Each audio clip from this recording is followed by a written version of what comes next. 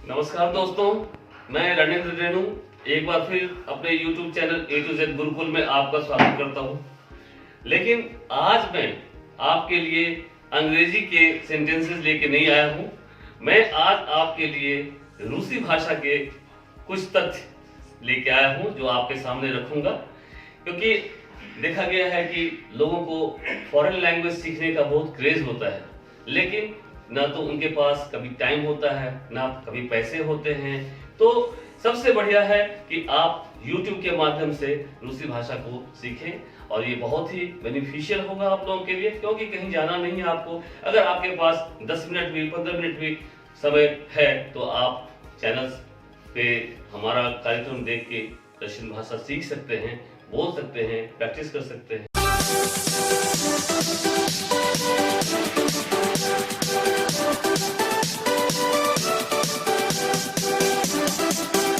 तो आज मैं आपको रूसी भाषा का महत्व बताता हूं कि रूसी भाषा जो है बहुत सारे देशों में बोली जाती है। 15 भागों में यूएसएसआर बट गया 1991 में। तो इनको हम CIS कंट्रीज बोलते हैं। इन CIS कंट्रीज में रूसी भाषा मेन भाषा की तरफ प्रयोग में आती है। और रूसी भाषा में अगर कोई अपना करियर बनाना चाहता है, अपना भविष्य तलाशता है, तो काफी सारे ऑप्शंस हैं, काफी विकल्प खुले हुए हैं। वैसे तो अपने देश में कई विश्वविद्यालयों में रूसी भाषा की पढ़ाई है।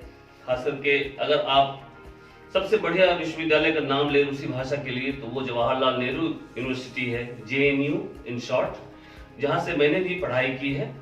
और अपनी पढ़ाई समाप्त करने के बाद मैं अपना करियर टूरिज्म में ढूंढा और as a guide cum escort, as an interpreter cum translator मैंने करीब 29 साल तक काम किया। अभी भी मैं कर रहा हूं काम, और इसीलिए मैं आप लोगों को बताना चाहता हूं कि इसमें काफी ऑप्शंस हैं काम करने के।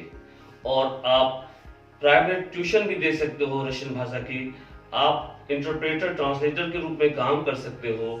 कई कंपनियां ऐसी हैं जो कि हायर करती हैं द्विभाषियों को। आप परमानेंट जॉब भी कर सकते हो, आप पार्ट टाइम जॉब भी कर सकते हो। तो ये ऑप्शंस खुले हैं, आपको जिसमें ज्यादा इंटरेस्ट हो वो फील्ड आप चूज कर सकते हो। तो इसीलिए आज मैं चाह रहा हूं कि रूसी भाषा को आप सबके सामने लाऊं, ताकि आप लोग भी इससे लाभान्वित हो सके। कहने के लिए तो रूसी भाषा बहुत ही मुश्किल भाषा है, क्योंकि इसका उच्चारण और ग्रामर बहुत ही मुश्किल है। लेकिन जब मैं आपको बताऊंगा रूसी भाषा के बारे में तो आपको काफी इंटरेस्टिंग लगेगी ये भाषा, और आपको सीखने में बहुत ही आसान समझ में आएगी। इसीलिए मैं सोचा हूं कि आप लोगों को रूसी भाषा का क्लास दूं और इससे आप लोग लाभान्वित हों। तो चलिए दोस्तों, आज मैं आपको रूसी भाषा के अल्फाबेट से शुरुआत करता हूं। सबसे पहले आपकी जानकारी के लिए बता दूं कि रूसी भाषा में कुल 33 अल्फाबेट हैं, 33 अल्फाबेट। तो इसमें आपको 21 कॉन्सोनेंट्स हैं, 21 कॉन्सोनेंट्स, 10 वॉवेल्स और 2 साइंस हैं। साइंस मतलब प्रिंट होगा, लेकिन उसका उच्चारण हम नहीं करेंगे। एक साइन होता है हार्ड साइन, दूसरा साइन कहलाता है सॉफ्ट साइन। ये हम आगे डिस्कस करेंगे जब हम कोर्स को आगे ले जाएंगे। तो मैं एक एक करके आपको पहले सारे अक्षरों का ज्ञान करवाता हूं रूसी भाषा में जो अक्षर हैं। जैसे पहला लेटर आ, मुंह पूरा खोल के हम बोलेंगे आ। दूसरा है बे, फिर वे, फिर गे, उसके बाद आता है दे, फिर आता है ये, फिर आता है यो, उसके बाद आता है ज साउंड हमारे हिंदी में नहीं है। जैसे इंग्लिश में है प्लेजर, प्लेजर, मेजर, तो वो ज है, तो इसको हम ज बोलेंगे, ज नहीं बोलेंगे, ज नहीं बोलेंगे, ज। उसके बाद अगला लेटर है ज, जैसे जिब्रा, ज। फिर आता है ई जो है उसमें बड़ी ई हिंदी में जैसे बोलते हैं उस तरह का प्रोनाउंसिएशन होता है इसका। और फिर आता है ई क्रातकय। क्रातकय का मतलब होता है छोटा, तो ई क्रातकय जो है उसका उच्चारण छोटी ई की तरह होता है। कई बार वह य, हिंदी भाषा में य उसके तरह भी आप उसको प्रोनाउंस करते हैं कभी कभी किसी किसी शब्द में। उसके बाद आता है का, जैसे के लिखते हैं इंग्लिश में वैसे का है इसमें का।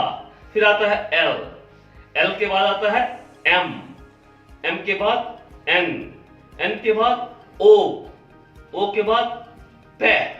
इंग्लिश में पी बोलते हैं लेकिन इसमें बोलते हैं पे।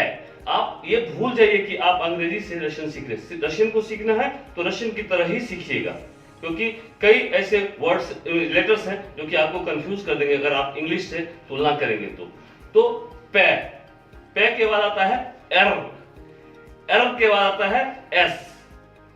अब जो एस है आप अगर इंग्लिश से तुलना करेंगे, इंग्लिश में सी लिखते हैं और रशियन में वो एस कहलाता है, तो इसीलिए डोंट गेट कंफ्यूज्ड, आपको कंफ्यूज नहीं होना है।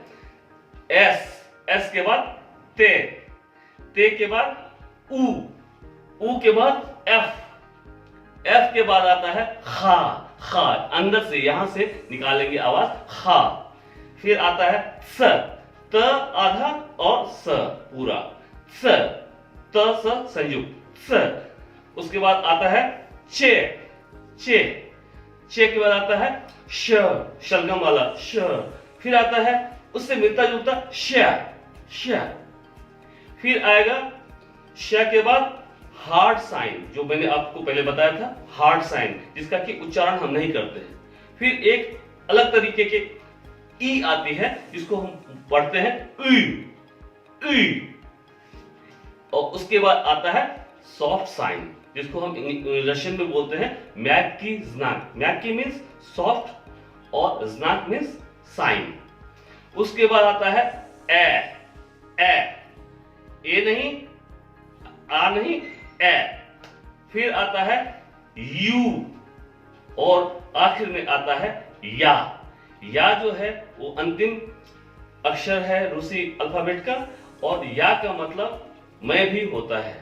जैसे इंग्लिश में आई का मतलब होता है मैं, उस तरह इसमें या है, ये लास्ट है अल्फाबेट का लेटर या। और मैंने आपको बताया था कि 21 इसमें कॉन्सोनेंट्स हैं, 10 वॉवल्स हैं और 2 साइंस। 2 साइंस मैंने बताया आपको, एक हार्ड साइन एक सॉफ्ट साइन। हार्ड साइन को बोलते हैं त्योरदी ज़नाक और सॉफ्ट साइन को बोलते हैं मैक्की ज़नाक। जब हम आगे बढ़ेंगे, जब मैं आपके पास वर्ड फॉर्मेशन लेके आऊंगा, ग्रामर में हम जाएंगे, फिर आपको सारी बातों की जानकारी विस्तार से हम देंगे। तो दोस्तों आज का ये वीडियो आपको बस रशियन अल्फाबेट से रूबरू कराने के लिए था। और जैसा कि आपने देखा कि ये जो अल्फाबेट्स हैं ये आपको दिखने में कैसे लगते हैं, इनका प्रोनाउंसिएशन क्या है, तो आपकी प्रैक्टिस के लिए आप इनको देख के समझ लें, दिमाग में बिठा लें और बार बार इसकी प्रैक्टिस करें कि कैसे इनको हम प्रोनाउंस करेंगे, ताकि आगे वीडियो में जब हम आए आपके साथ तो आपको समझने में कोई दिक्कत ना हो।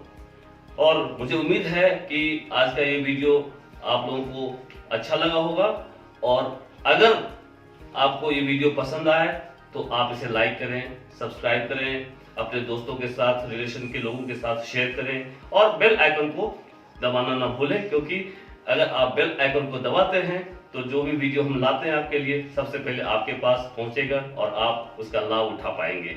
तो बस दोस्तों बहुत जल्द मिलते हैं अगले वीडियो में, तब तक के लिए नमस्कार।